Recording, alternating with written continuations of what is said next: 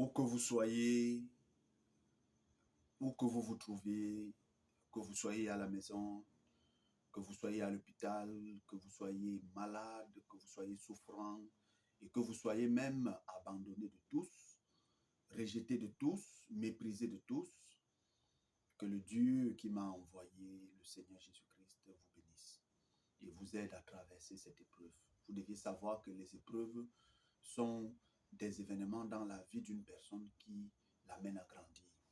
Et tant que vous n'allez pas accepter de traverser ces épreuves avec la tête haute, alors vous n'apprendrez rien. Car c'est par les épreuves que l'on mûrit, c'est par les épreuves que l'on devient fort, que l'on obtient la connaissance, et c'est par les épreuves que l'on devient aussi sage. Voilà. Toutes ces épreuves-là, vous devez les traverser. Seulement, vous ne devez pas les traverser seul, mais vous devez le traverser avec le véritable Dieu. Voilà. Toutes ces épreuves vous assaillent tout simplement parce que vous marchez avec le Saint-Esprit, pensant être dans la compagnie de l'Esprit Saint. L'Esprit Saint n'est pas le Saint-Esprit. Il faudrait bien que vous compreniez cela une fois pour toutes. Et c'est pourquoi, lorsque Jésus-Christ dit dans Jean 16, à partir du verset 8, il dit que lorsque l'Esprit Saint viendra, il convaincra le monde de péché. Et quel est ce péché-là? Alors, c'est le fait d'adorer le Saint-Esprit à la place de l'Esprit Saint. Seul l'Esprit Saint est le véritable Dieu, l'incréé, celui qui n'a ni commencement de jour, ni fin de jour. C'est le parfait. Et Paul dit que quand le parfait vient, tout ce qui est en partie, il faut mettre ça de côté. Voilà. Quand on a grandi, il faut laisser tout ce qui était enfantin. Voilà. Je m'adresse à vous afin que vous le sachiez. Et aujourd'hui, donc, nous allons parler du péché. Oui, aujourd'hui, nous parlerons du péché parce que beaucoup sont en train de se poser la question, qu'est-ce que nous devons faire au chant du corps? Je suis le prophète messager du chant du coq qui apporte le réveil et la manifestation des fils de Dieu. Voilà pourquoi le baptême au chant du coq se fait au nom du Seigneur Jésus-Christ pour la manifestation de l'Esprit Saint. Alors, jetez dehors tous vos Saint-Esprits, jetez-les, enlevez-les de vos vies, de votre travail, de votre maison. Jetez tous les Saint-Esprits-là. C'est tout ça qui crée la confusion. Ce sont ces Saint-Esprits qui vous font faire n'importe quoi dans les églises. Ce sont ces Saint-Esprits qui vous font avoir des divinations, des songes. Ce sont ces Saint-Esprits-là qui vous font être des masturbateurs, des homosexuels, des lesbiennes. Ce sont ces Saint-Esprits-là qui font en sorte que vos enfants deviennent nuisibles, turbulents, et vous avez l'impression que c'est Dieu. Or, ce n'est pas Dieu du tout. Voilà pourquoi vous priez. Vous avez toujours cette impression-là que Dieu ne vous écoute pas. Pourquoi? Parce que vous adorez le Saint-Esprit et non l'Esprit Saint. Si le Saint-Esprit quitte vos vies, vous verrez que vous serez libérés de beaucoup de choses. Si le Saint-Esprit là quitte vos vies, vous serez libérés de beaucoup de choses et vous ne les ferez plus. Voilà. De la même manière que vous n'aviez pas envie de manger du sable, tandis qu'il y a des personnes qui, lorsqu'ils voient seulement le sable, ils aimeraient manger cela. Et il y a même d'autres personnes qui mangent du savon. Comme vous voyez certaines personnes manger les tessons de bouteille. Vous voyez, c'est parce qu'ils sont habités de ces esprits-là qu'ils leur poussent à manger ces choses-là. Mais si vous n'êtes pas habité d'un esprit, alors ça ne peut pas vous pousser à manger du sable, ça ne peut pas vous amener à manger du savon, ça ne peut pas vous amener à manger les tessons de bouteille. Vous voyez, il y en a même qui mangent du fer. Oui, ils mangent du fer parce que c'est l'esprit là qui en a besoin. Vous voyez un peu? Et c'est pourquoi, lorsque ces Saint-Esprits sont dans vos vies, cela a dérangé même jusqu'aux véritables prophètes. Les prophètes n'arrivaient pas à comprendre. Ils voyaient bien que voici un démon. Mais ce démon-là pouvait parfois faire, il est Saint-Esprit, et le prophète, chaque prophète pouvait se demander, mais ça c'est quelle histoire ça? Et ça pouvait troubler. Vous voyez? Mais aujourd'hui donc, au chant du coq, après la révélation, nous comprenons que l'Esprit Saint n'est pas le Saint-Esprit. Tous les Saint-Esprits sont faux. ils sont faux. Aucun Saint-Esprit n'est vrai. Et vous devez savoir que le fait qu'on les appelle Saint-Esprit, c'est parce qu'ils reçoivent la sainteté. Ce sont les hommes, les êtres humains qui rendent leurs esprits saints. Dès qu'ils vont chercher peut-être les marabouts là que vous voyez là, quand ils vont chercher une divinité peut-être dans les forêts ou dans les eaux, ils viennent avec cette divinité. Vous voyez qu'ils lui rendent saint. Ils lui aspergent de l'eau et des choses qu'ils ont et tout ça, des encens, ils aspergent et ainsi donc cet esprit, pardon, cet esprit devient saint. Vous voyez? Et vous allez voir certaines religions qui vont acheter des photos, soit les photos de Jésus, soit les photos de Marie. Et c'est eux qui viennent bénir ces photos-là. Et quand ils finissent de bénir ces photos-là deviennent Saint-Esprit. Vous voyez? Ils viennent bénir les croix de Jésus avec Jésus à la croix. Ils viennent bénir les statuettes de Marie. Et tout ça là, c'est l'être humain qui rend ces esprits-là saints. Vous voyez? Quand ils vont chercher des divinités qui viennent les aider dans leurs églises, alors ce sont eux qui rendent ces divinités-là saints. Voilà pourquoi ils les appellent Saint-Esprit. Donc, les Saint-Esprit reçoivent la sainteté. Or, l'Esprit Saint, lui, c'est lui qui rend l'homme saint. Ce n'est pas l'homme qui rend l'Esprit Saint saint, mais c'est l'Esprit Saint qui rend l'homme saint. Or, les Saint-Esprits, eux, ils ne rendent jamais un homme saint. Ils ne peuvent pas vous rendre saint parce qu'eux-mêmes, ils ont reçu la sainteté des hommes. Voilà. Vous voyez, même leurs églises, les églises que vous voyez là, ce sont eux, ce sont ces hommes-là qui prennent les eaux qu'eux-mêmes, ils ont bénies. Donc vous voyez, même l'eau là, ce sont toujours leur Saint-Esprit, les eaux bénies là. C'est eux qui bénissent l'eau là, c'est eux qui bénissent leur sel, c'est eux qui bénissent même leur église, ils bénissent. Vous voyez, tout ça, ce sont leur Saint-Esprit. Vous deviez comprendre cela. Et les chapelets qu'ils bénissent, et les choses qu'ils font, ils vous font boire, et toutes ces choses-là, et les collyres qui vous attachent aux reins, aux pieds, ils vous attachent même d'autres au cou. Toutes ces choses-là, ce sont vos Saint-Esprits-là qui vous gâchent la vie, qui vous pourrissent la vie, et vous accusez le voisin, vous accusez la grand-mère au village, vous accusez une pauvre âme qui n'arrive même pas déjà à survivre pour elle-même, vous l'accusez que c'est elle qui est sorcière, c'est elle qui est vampire. Or, ce n'est pas le cas. Voilà. Ce sont les religions que vous-même vous avez inventées, les religions que vous-même vous aviez fondées, les églises que vous-même vous aviez fréquentées. C'est là-bas que vous avez reçu tous vos Saint-Esprits qui vous dérangent et qui vous perturbent la vie. Et c'est pourquoi vous priez. Parfois, ça vient vous faire comme si c'est des sensations et vous êtes content. Mais or, comment vous pouvez tomber là tous les jours? Comment vous pouvez vous retrouver en train d'être la même personne tous les jours? Mais vous êtes en train de manifester le Saint-Esprit pensant que c'est l'Esprit Saint. L'Esprit Saint n'est pas un théâtras. Ce n'est pas un être qui vient faire du théâtre. Non, il a un but. L'Esprit Saint, il est précis, il a un but. Comme vous m'entendez vous parler là. Lorsque je vous parle, je suis précis dans ce que je dis. J'ai un but à atteindre. Voilà. Donc l'Esprit Saint ne viendra pas vous faire des grimaces sans avoir un but. Vous voyez? Et il ne viendra pas faire des grimaces autour de vous sans vous apporter la délivrance. Vous voyez? Il y a une chose. Lorsque vous aviez l'Esprit Saint ne va pas seulement regarder les péchés des autres. C'est là où vous deviez constater si l'Esprit qui est en vous, il est bien ou il est mauvais. Un Saint-Esprit qui est en vous, qui vous fait seulement regarder les péchés des autres, dans l'église, ça ne parle jamais du pasteur, ça ne parle jamais, toutes les prophéties ne parlent jamais de la femme du pasteur ou des membres de l'église, mais ça parle toujours du pauvre jeune homme ou de la pauvre femme qui est là-bas démunie, qui n'a rien là. C'est là-bas où les prophéties vont toujours. Donc, vous voyez que ça, ce sont vos Saint-Esprits-là qui agissent comme ça. L'Esprit Saint corrige. Ça n'a pas de sentiment. Ça corrige. Et le dirigeant, et le pasteur, et tout le monde, y compris même le prophète. Vous avez compris? Donc, nul ne fait exception devant l'Esprit Saint. Mais vous allez regarder que dans vos églises-là, les prophéties ne concernent jamais vos dirigeants. Ça ne concerne jamais vos pasteurs et tout le reste. Et c'est là où vous deviez comprendre que c'est faux. Puisque même vos dirigeants ont besoin de contrôler leur vie. Oui, vos dirigeants aussi ont besoin de salut. Ton pasteur là, que tu chéris trop là, lui aussi il a besoin de salut. Si les prophéties sortent seulement pour les autres, ça ne sort pas pour lui, alors c'est pour dire que lui là, il n'est pas parfait, mais comment ça ne peut donc pas sortir pour lui aussi?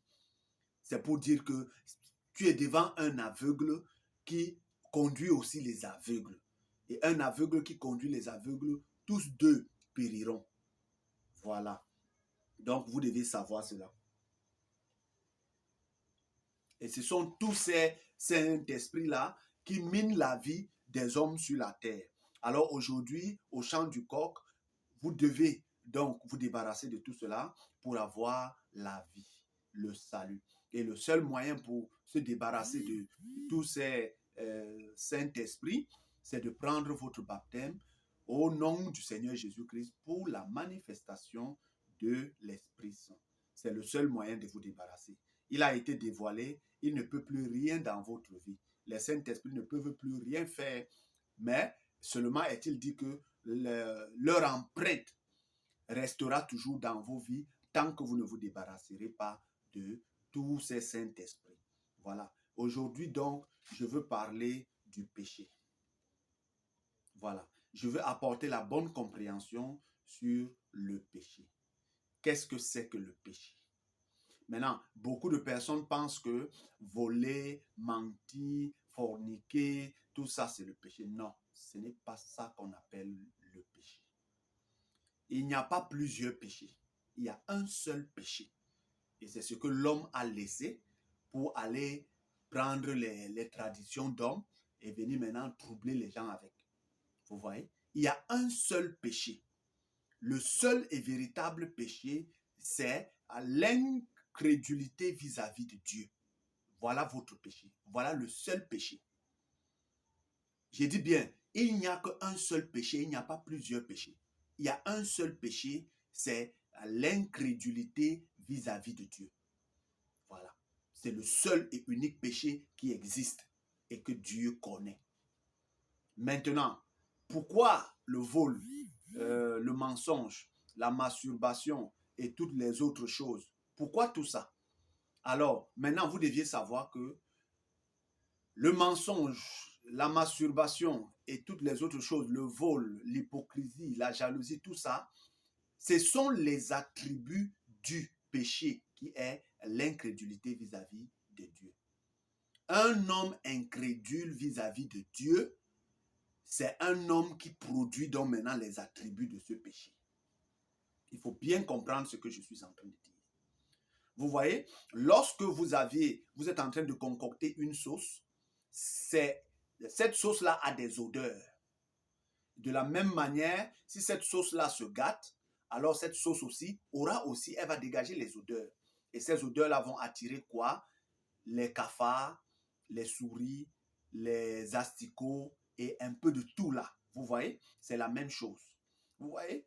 Le péché, c'est l'incrédulité vis-à-vis de Dieu ou vis-à-vis de la parole de Dieu. En fait, l'incrédulité vis-à-vis de Dieu ou de tout ce que Dieu fait, c'est ça qui est le péché. Et quand vous êtes déjà un homme incrédule, c'est ce qui fait. Comment est-ce qu'on va voir que vous êtes donc un homme incrédule? C'est que des odeurs vont commencer à sortir de vous.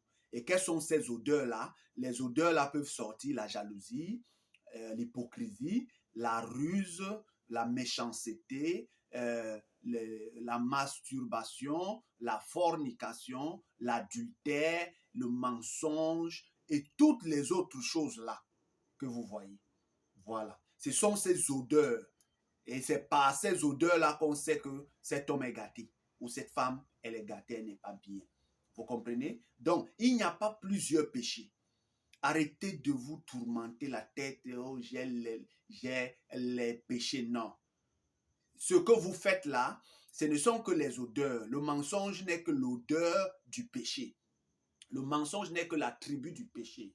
Le mensonge n'est que la perversité du péché. C'est-à-dire, c'est parce que tu as été incrédule que tu mens. C'est parce que tu as été incrédule que tu voles. C'est parce que tu as été incrédule que tu es jaloux. C'est parce que tu as été incrédule que tu es arrogant. C'est parce que tu as été incrédule que tu es méprisant. C'est parce que tu as été incrédule que tu es méchant. Vous comprenez? Donc, c'est l'incrédulité vis-à-vis de Dieu ou de tout ce que Dieu fait qui produit donc ces attributs-là. Voilà, il faut bien comprendre. Maintenant, vous avez, dans cette incrédulité, il y a des formes. Il y a plusieurs formes de l'incrédulité. Et nous allons revenir là-dessus. Mais je veux juste maintenant ramener tout le monde à comprendre. Voilà. Et maintenant, lorsqu'on appelle les attributs du péché, vous devez savoir qu'il y a des personnes qui peuvent manifester l'attribut du péché, mais ne sont pas incrédules. Voilà. Par exemple, je dis bien, il y a des personnes qui peuvent manifester les attributs du péché, mais ils ne sont pas incrédules.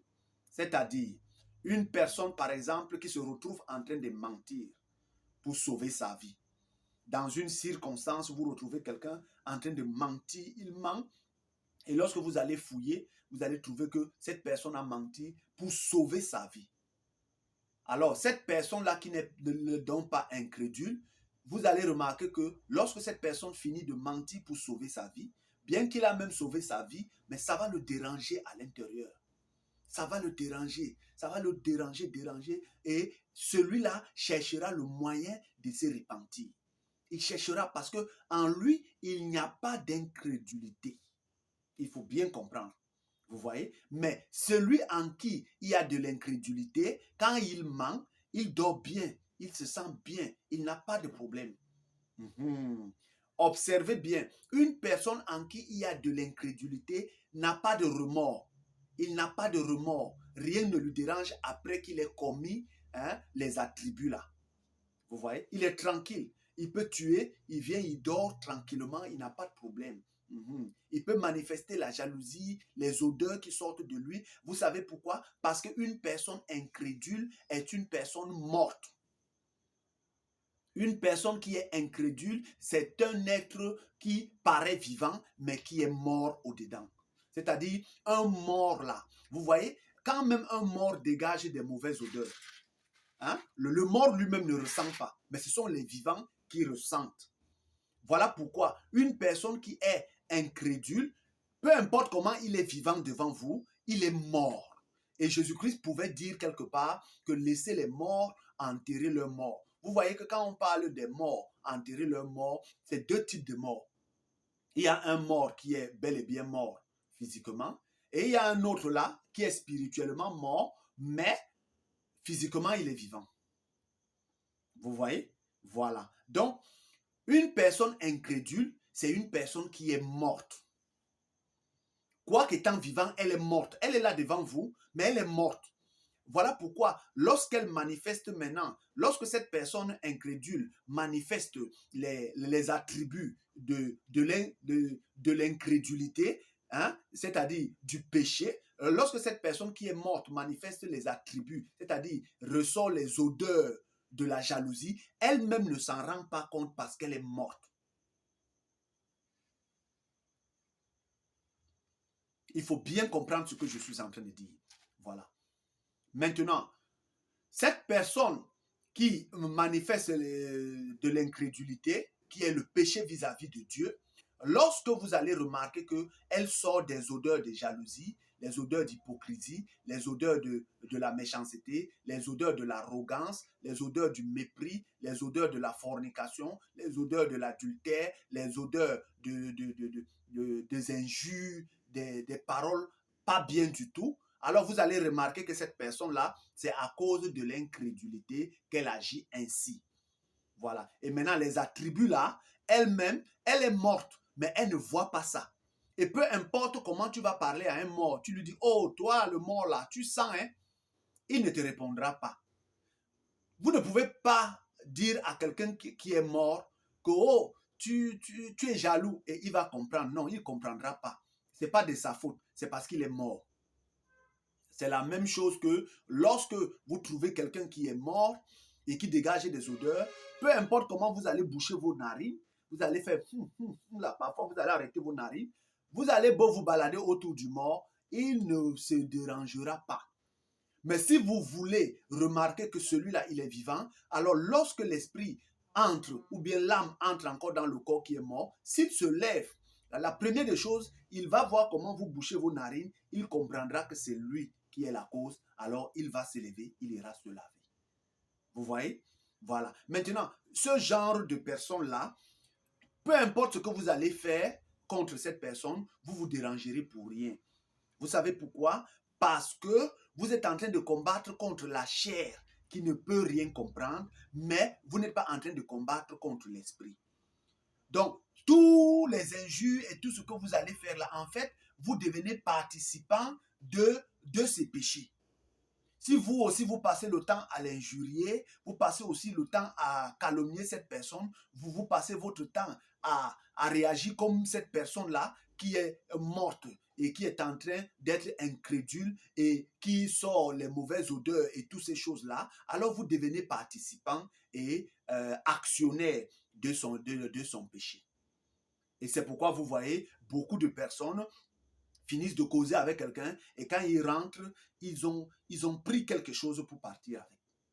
Vous voyez? Et vous finissez de causer avec une personne tellement, après avoir causé avec elle, elle vous met tellement mal à l'aise que vous rentrez, vous avez la peine de vous remettre même une semaine, 2 mois même parfois. À chaque fois que vous êtes devant cette personne, vous quittez là-bas avec des très très mauvaises ondes. Vous voyez? Voilà. Donc, vous devez comprendre que cette catégorie de personnes-là, c'est des personnes qui sont dans les affaires de Saint-Esprit. Voilà. Et sont mortes. Et ce genre de personnes ont besoin de recevoir la vie. Voilà. Ça là, c'est une forme de catégorie de personnes qui ont des Saint-Esprit, qui ont déjà tué leur sensibilité. Donc, ils ne sont plus sensibles à tout ce qu'on leur dit. Vous voyez? Ils ont déjà tué leur conscience. Ils ont déjà tué leur conscience. Peu importe comment vous lui dites qu'il est jaloux, il est meurtrier, ou bien il est ceci, ou il est trop avare, ou il a trop de tout pour lui, rien pour les autres. Cette personne, il ne comprendra pas. Pourquoi? Parce que les Saint-Esprits qui sont en lui ont déjà tué sa conscience, ont déjà tué sa sensibilité. Donc, il n'a même plus honte. Voilà. Et d'un autre côté maintenant, vous allez regarder maintenant, il y a d'autres qui ont les Saint-Esprits là, et ces Saint-Esprits-là n'ont pas tué leur sensibilité. Oui, ils sont encore un peu sensibles, ils sont encore un peu vivants.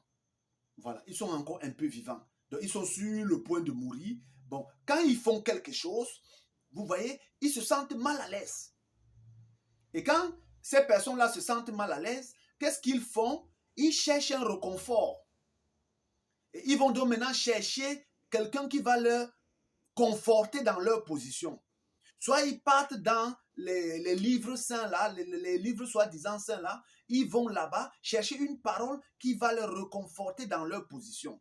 Soit ils vont chercher maintenant un charlatan, comme ces hommes qui se disent des hommes de Dieu, qui vont maintenant chercher une portion de l'écriture pour les conforter dans leur position. Vous voyez? Et c'est cela.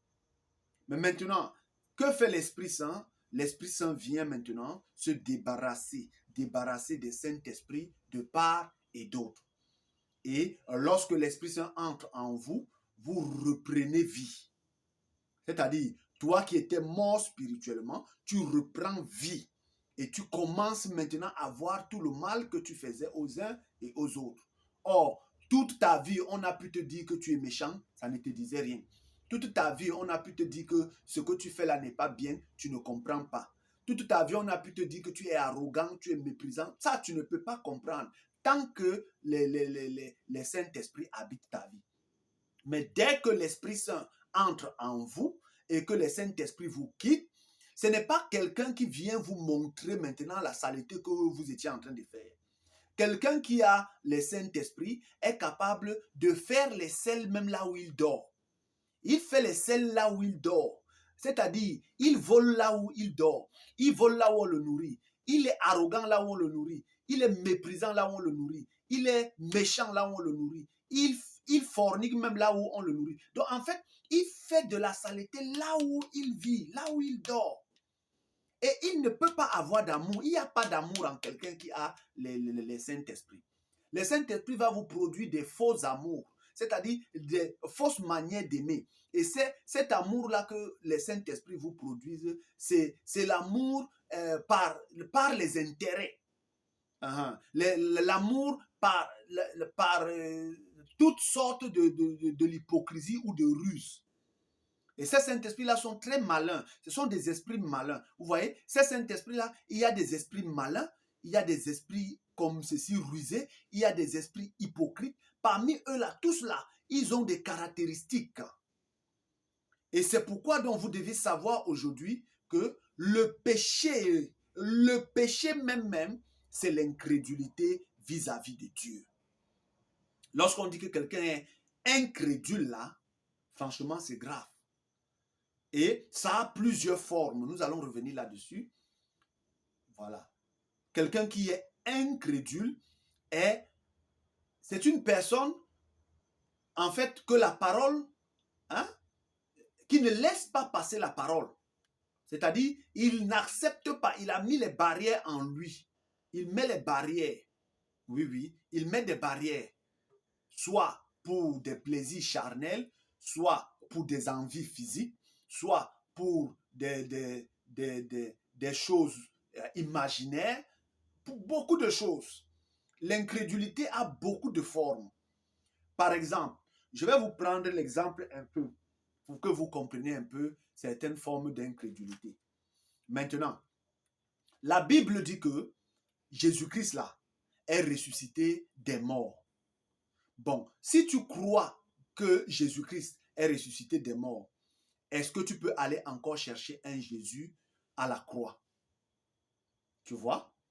Si tu crois que Jésus est ressuscité des morts, alors tu n'iras plus chercher Jésus à la croix à Golgotha. Vous voyez?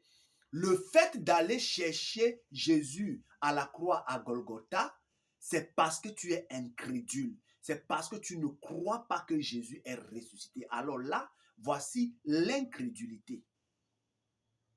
Maintenant, quelqu'un qui vous dit que Marie est la mère de Dieu, alors que Dieu n'a pas de mère. Vous voyez, dès l'instant que toi, tu commences à croire que Marie est la mère de Dieu, alors que la Bible te dit que Dieu n'a ni commencement ni fin de jour, alors voilà ton incrédulité. C'est parce que tu ne crois pas que Dieu n'a ni commencement de jour ni fin de jour que tu pars adorer Marie en disant que Marie est la mère de Dieu. Voici l'incrédulité. De même maintenant, toi qui comprends que la parole te dit que toute forme de photo, d'image et tout le reste, c'est de l'idolâtrie. Alors, toi, tu pars maintenant adorer les Maries, les statues de Marie, les croix de Jésus, tu as les chapelets, que tu sois musulman, bouddhiste, shintoïste, catholique, tout, tu as les chapelets pour pouvoir invoquer Dieu et que tu sais que Dieu n'aime pas l'idolâtrie. Alors, voilà ton incrédulité. C'est parce qu'en réalité, tu ne crois pas en cette portion de l'Écriture qui dit que Dieu n'aime pas l'idolâtrie. Parce que si tu croyais en cette portion de l'Écriture-là, tu n'irais jamais prendre les croix de Jésus, les chapelets, les tchalbis et tous les rosaires. Tu n'iras jamais prendre ça. Donc, chaque personne sur la terre a sa forme d'incrédulité. Il y en a qui sont incrédules d'après un concept. Il y en a qui sont incrédules d'après une portion de l'Écriture. Il y en a qui sont incrédules d'après la façon que Dieu fait les choses. Beaucoup de personnes. Par exemple, on dit que Dieu fait ce qu'il veut. Maintenant, quand toi tu te plains du pourquoi Dieu a fait telle chose, pourquoi Dieu n'a pas fait comme ça, pourquoi il fait ceci. Si tu croyais que Dieu fait ce qu'il veut, alors tu ne peux pas te plaindre de pourquoi Dieu fait ceci dans ta vie, de pourquoi Dieu fait cela, pourquoi Dieu n'a pas fait ceci. Parce que si tu croyais que Dieu fait ce qu'il veut, alors tu t'alignerais. Le fait que tu ne t'alignes pas, c'est parce que tu es incrédule à cette portion de l'Écriture qui dit que Dieu a créé toutes choses et il fait comme il veut. De la même manière que la parole dit que Dieu est omnipotent, omniprésent et omniscient. Vous voyez? Si tu crois que Dieu est omniprésent, c'est-à-dire qu'il est partout, alors tu ne peux pas entrer dans ta douche et aller te masturber là-bas si tu croyais vraiment que Dieu est partout.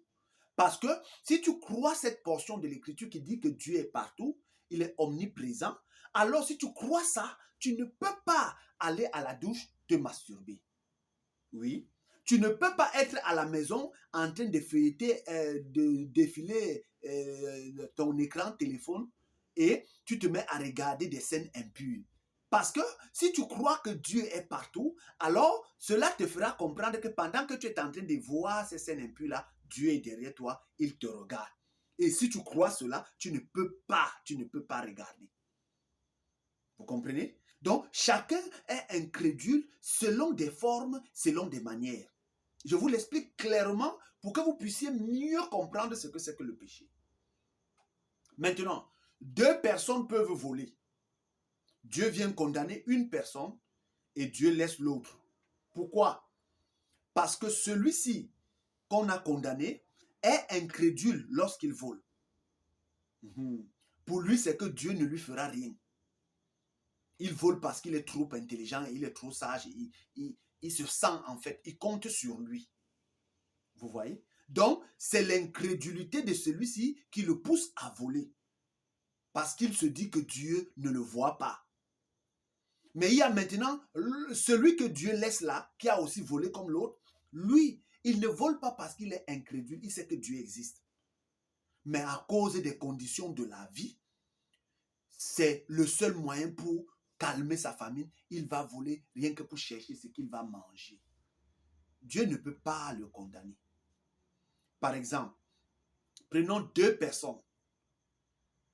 Toi, par exemple, qui as eu cette grâce-là de fréquenter, tu as eu tous les moyens, tu as eu un papa bien, tu as eu une maman bien, ils t'ont bien gardé.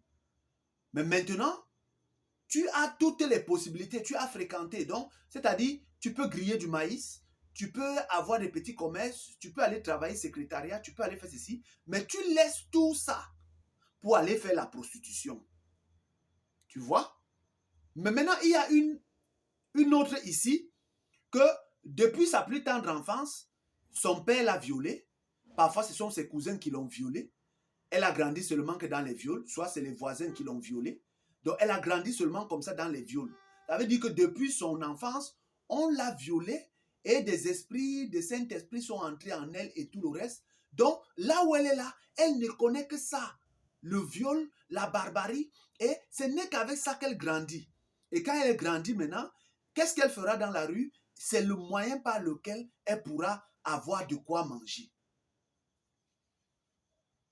Elle n'a pas eu la grâce de faire autre chose. Tout ce qu'elle connaît, c'est seulement ce moyen-là. Et tout ce qu'elle connaît, c'est cette violence-là qu'on lui a apprise depuis son enfance.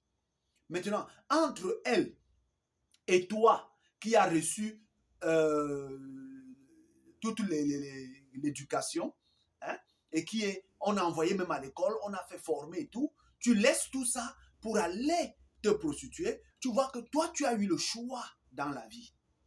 Mais tu as laissé la voie, la bonne voie pour aller faire ce qui est mauvais. Mais elle, là, elle n'a pas eu le choix dans sa vie. Tout ce qu'elle connaît faire, c'est ça. Alors, lorsque Dieu descend, toi, tu seras coupable. Mais elle, Dieu va lui laisser. Vous comprenez? Mais tout ça, ce sont les formes de Saint-Esprit qui les animent. Vous voyez? Voilà. Je veux vous montrer un peu ce que c'est que le péché. Voilà. Le péché, c'est l'incrédulité vis-à-vis de Dieu. Tout ce que vous entendez, oh, il a péché contre moi, il a péché contre moi. Non, non, non, non, non, non, non. Le péché, c'est contre Dieu. Le seul péché, c'est contre Dieu. Et le péché contre Dieu, là, Dieu ne pardonne pas ça. Le péché contre Dieu, là, Dieu punit ça. Maintenant, ce que vous appelez maintenant péché, vol et tout ça, non. Ce sont les attributs du péché. Donc, celui-là a manifesté l'attribut du péché contre moi. C'est ce qu'il faut dire. Il ne faut pas dire celui-là a péché contre moi. Non. Celui-là a manifesté l'attribut du vol contre moi. Celui-là a manifesté l'attribut de la jalousie. Celui-là a manifesté l'attribut de la colère envers moi. Donc, vous voyez, un homme manifeste la colère, c'est un attribut. Un homme qui te vole, c'est un attribut du péché. Mais il n'a pas péché contre toi, mais il a manifesté l'attribut du péché. Vous comprenez? Et c'est pourquoi, dans ce cas-ci,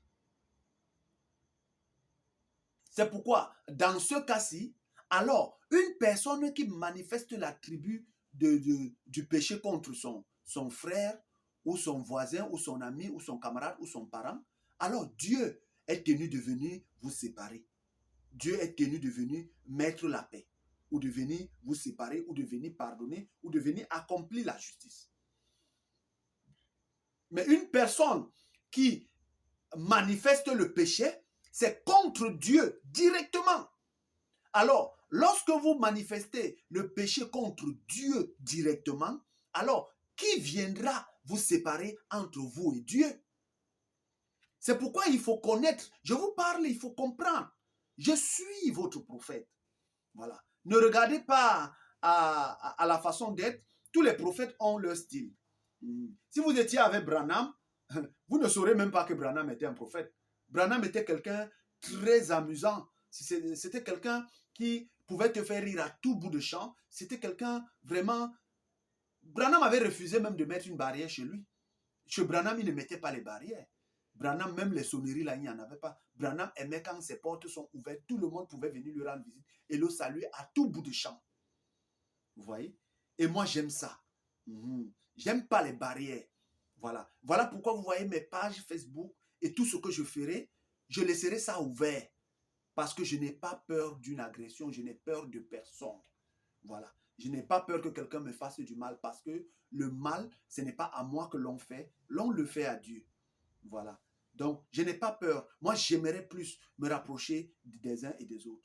Mais vous devez savoir que je marche selon que l'Esprit me le dit. 2 personnes peuvent venir devant moi, je rejette un et j'accepte l'autre. À cause de l'état d'esprit de la personne. Beaucoup viennent même souvent sur inbox, ils viennent souvent sur Messenger. Dès qu'ils me parlent, je le rejette. Et il y a même un autre qui vient là, il ne dit même rien de bon, mais je le garde. Ce n'est pas la façon de parler, mais c'est l'état d'esprit. Quel est l'esprit qui vous anime quand vous venez devant un prophète? Et quand un prophète vous rejette, si vous commencez déjà à dire, ah, comme tu m'as rejeté là, ça veut dire que tu es un faux prophète, alors ça démontre quelle est votre profondeur. Vous voyez? Est-ce que vous savez que la femme cananéenne, elle est venue devant, elle criait derrière Jésus. Et les disciples ont dit, chasse-nous cette femme-là. Maître, chasse-la. On n'a rien à voir à faire avec elle. Vous voyez? Rien que le fait que cette femme cananéenne la comprenait comment les disciples disaient que chasse-la. Si cette femme-là se tournait et partait, c'était fini pour elle. Elle avait tout perdu. Vous voyez? Vous-même, vous pouvez arriver chez un homme de Dieu, vous parcourez des kilomètres, des villages et des villages, vous prenez le transport très éloigné et vous venez auprès d'un homme de Dieu et vous entendez comment ses disciples disent qu'on vous chasse. Qu'on vous chasse, vous-même vous allez encore rester dans cette église. Peut-être quand vous parlez de Jésus, vous ne connaissez même pas le temps de Jésus, vous ne connaissez même pas qui était Jésus. Jésus n'était pas, on entendait homme de douceur, vous dites homme de douceur, vous ne connaissez pas qui était Jésus. Jésus était un homme difficile. Tous les prophètes sont difficiles. Quand ils veulent vous manifester la bonté, ils vous manifestent la bonté. Mais quand ils veulent prendre le côté, ils deviennent difficiles envers tout le monde. Un prophète n'a pas de caractéristiques définies. Un prophète, ses caractéristiques sont définies selon le temps, selon l'heure, selon la minute, selon la seconde que Dieu veut. Vous pouvez rire avec un prophète maintenant, là. La minute qui suit là, il vous envoie en enfer. Vous pouvez rire avec un prophète là, maintenant, vous jouez avec lui, vous mangez avec lui. La minute, mais pendant que vous êtes même en train de manger là, il vous reproche. J'ai dit, vous êtes en train de manger avec lui là, il n'y a rien. Mais à la minute qui suit là, il vous reproche. Vous voyez? Et cette femme cananéenne là, les disciples pouvaient dire, maître, chasse-la. Et vous allez voir que la manière que les disciples disaient chasse-la, c'était comme une chienne. Et c'est ce que Jésus réplique. Et quand elle a même traversé ça, elle a fait comme si elle n'a rien compris. Mais si c'est vous aujourd'hui, tu es un faux prophète. Hein? Un prophète ne se comporte pas comme ça. Tu n'es pas comme Kakou Philippe. Hein? Si tu étais comme Branham, tu devais... Oh, vous n'êtes pas devant Branham. Allez rester devant vos photos de Branham. Si vous cherchez Kako Philippe, allez chercher Kako Philippe. Moi, je ne suis pas Kako Philippe. Je ne suis pas une marionnette qui est venue pour se comporter comme Kako Philippe ou se comporter comme Branham. Branham ne s'est pas comporté comme William Seymour. William Seymour ne s'est pas comporté comme John Wesley ou bien Colomba. Kako Philippe ne s'est pas comporté comme William Branham. Pourquoi vous voulez que moi, je vienne me comporter comme Kako Philippe? Pourquoi? Si ce n'est pas vos Saint-Esprit-là qui vous dérangent. Et quand cette femme-là, vous voyez, c'était une fille d'Abraham. Elle a persévéré. Elle est arrivée à Jésus. Écoutez bien. Elle dit, Seigneur, aie pitié de moi, ma fille est mourante. Écoutez, hein, parce que quand vous pensez que Jésus est facile, là, tout le monde aujourd'hui porte les croix de Jésus. Oh Jésus, Jésus. Vous ne le connaissez pas. Si vous le connaissiez, vous ne jouerez pas avec ces prophètes. Et aucun prophète ne vient manifester autre chose que Jésus. Donc quand vous dites Jésus était mieux, toi tu n'es pas bien, c'est parce que vous êtes possédé de ces esprits-là. Voilà. Et écoutez bien, elle vient mettre, Seigneur, aie pitié de moi, ma fille est malade. Jésus-Christ lui dit que il n'est pas convenable de prendre la nourriture et donner aux chiens. Vous savez qui est-ce que Jésus appelait chien? Jésus appelait chien cette femme qui est en train de pleurer devant lui. Et il appelait chien l'enfant qui était couché à la maison. Il dit que cette femme et son enfant sont des chiens. Vous savez pourquoi? C'était l'épreuve de cette femme. C'était son épreuve. Et si elle avait fait un peu, elle dit, maître, comment tu peux m'appeler chien? Comme vous là, vous êtes tellement arrogant et méprisant là. À votre place aujourd'hui, vous allez dire, comment tu peux m'appeler chien alors qu'on me dit que tu es un vrai homme de Dieu? Tu n'es pas un vrai homme de Dieu. Alors elle serait en enfer aujourd'hui. Mais cette femme, elle a dit, Seigneur, j'accepte que je suis chien. J'accepte que ma fille est chien. J'accepte que toute ma maison et tout ce que j'ai sont des chiens. Mais maître, les miettes qui tombent de la table des enfants là, les chiens les mangent. Jésus a dit, ta foi t'a sauvé. Va. Vous comprenez ça? Et maintenant, observez, Pierre est venu. Jésus dit, bon, le Fils de l'homme va mourir et tout ça, vous voyez? Pierre était chagriné dedans. Pierre avait la douleur dans son cœur. Il dit, hé, mon maître parle qui va mourir.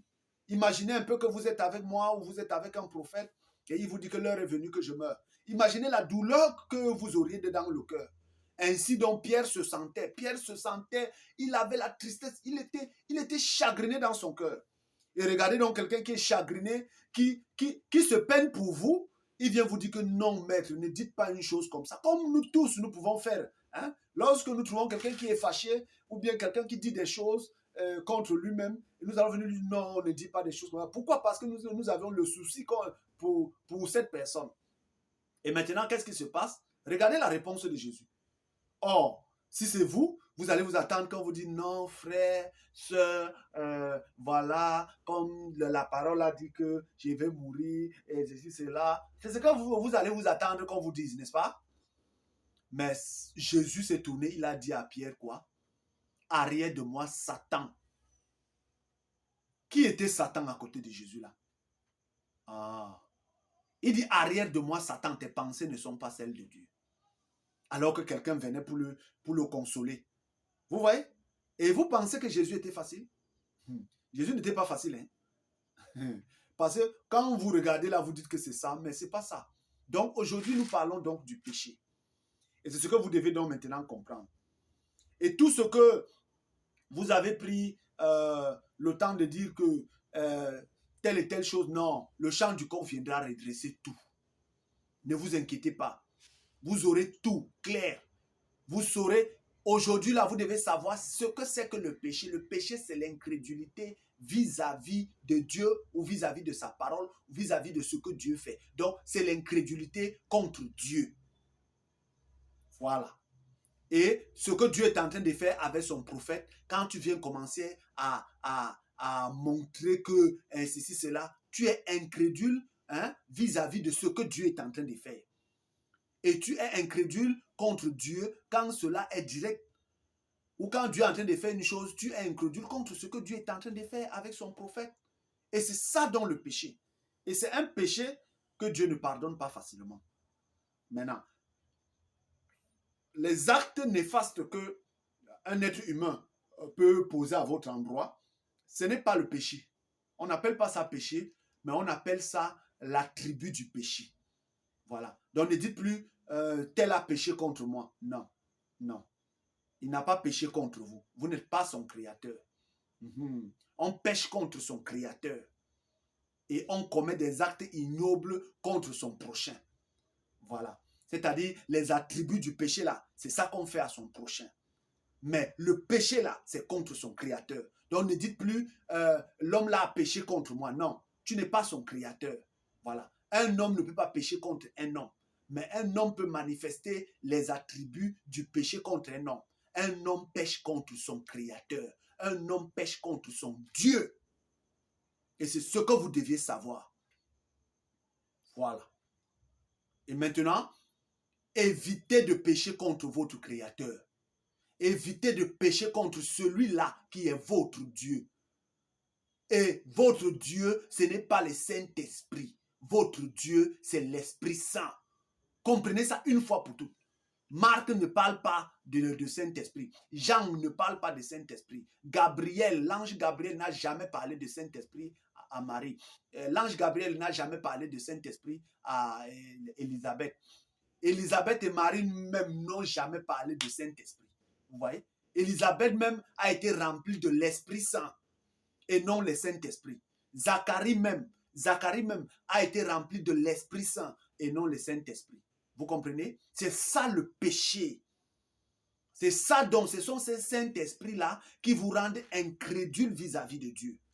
Et c'est parce que vous êtes incrédule que vous avez maintenant les attributs du péché qui vous suivent dans vos vies. Peu importe comment vous allez prier, tant que ces Saint-Esprits-là, vous ne les avez pas mis à la poubelle, vous n'avez pas brûlé toutes vos photos, vos crucifix, vos Ave Maria, les eaux bénites, tout ça, les huiles d'onction, tout ça, vous devez jeter. Et quand vous avez jeté maintenant, vous devez chercher le chant du corps, le message du chant du corps. Et c'est chez le messager que vous devez venir prendre votre baptême. Et lorsque le messager maintenant va vous donner le baptême, alors vous recevrez donc l'Esprit Saint. Et quand l'Esprit Saint entre dans votre vie, il ne peut pas se mélanger avec le Saint-Esprit. Il va chasser tous ces Saint-Esprits-là et vous serez libre. Vous serez vivant. Vous n'aurez plus les songes de divination. Vous n'aurez plus les rêves qui vous montrent des choses même que... Et c'est pourquoi vous voyez, certaines personnes viennent avec des rêves. Parfois, vous les traitez de démons et tout. Non, ce sont ces Saint-Esprits dans vos vies qui vous font agir comme ça. Ce sont ces Saint-Esprits qui viennent vous montrer que votre mère est sorcière, votre père est sorcier, votre voisin est sorcier, tout ça. Mais jamais il ne délivre votre voisin. Or, l'Esprit Saint n'a pas besoin de venir vous montrer que tel est sorcier, tel est vampire. Non. L'Esprit Saint en vous vous protège. Protège vos biens, protège votre maison, protège vos enfants, protège même jusqu'à votre famille. En fait, l'Esprit Saint en vous protège les personnes que vous aimez. Sans même que vous vous rendiez compte, même, il vous sort même des situations. Il vous protège même de tous les esprits impurs. Vous ne vous rendez même pas compte. Même en route, vous voyez seulement une voiture qui devait vous cogner, venir passer à côté et vous dites, hey! Parfois, une chose devait vous arriver et vous voyez seulement ça là. C'est comme ça. Il ne vous dit pas ces choses. Il vous épargne même de tous les sorciers, des vampires que vous pouvez avoir autour de vous, sans même que vous soyez au courant. Pourquoi? Parce que ces choses-là, on ne dit pas à quelqu'un ta mère est sorcière. Ça, c'est pour créer les animosités. Oui. On ne dit pas à quelqu'un ton père est sorcier, ton père est vampire, ton voisin. Tout ça, c'est des Saint-Esprits. C'est eux qui viennent cogner les têtes des gens. Alors, si vous m'aviez écouté, ne péchez plus contre votre Dieu. Jetez tous ces Saint-Esprits, tous ces fétiches, ces livres qui soi-disant saints, qui n'honorent pas, les Bibles Thorpe, Louis II, Scofield, Thompson, toutes ces Bibles-là. À minuit, on vous a dit de garder la Bible Darby. Et même dans cette Bible Darby, vous allez retrouver toujours des endroits où il y a les Saint-Esprits. Ne jetez pas. Comme les os de Joseph, on n'a pas laissé les os de Joseph en Égypte. Nous ne laisserons pas le message des différents prophètes, que ce soit le message de minuit, ce que vous avez à faire, quand vous prenez ce message, où vous arrivez, vous trouvez Saint-Esprit, alors enlevez 5. barrez le 5 là devant et laissez esprit. C'est nous qui allons maintenant lui donner la conduite à suivre. Oui, ce n'est plus les Saint-Esprits qui vont nous donner la conduite à suivre, mais c'est nous qui allons leur donner la conduite à suivre. Nous n'allons pas laisser les os de Joseph à minuit entre les mains des Saint-Esprits. Nous n'allons pas laisser les os de Joseph au temps du soir. Et même dans Darby, nous n'allons pas laisser les os de Joseph. Les os de Joseph, là, c'est le message. Oui, c'est le message de minuit, c'est le message du temps du soir, c'est le message des différents prophètes. Nous n'allons pas laisser ça au Saint-Esprit. Alors, le chant du coq va plomber la Bible d'Arby. Et vous aurez une Bible où vous n'aurez plus toutes ces irrégularités. Et le monde connaîtra Dieu. Voilà.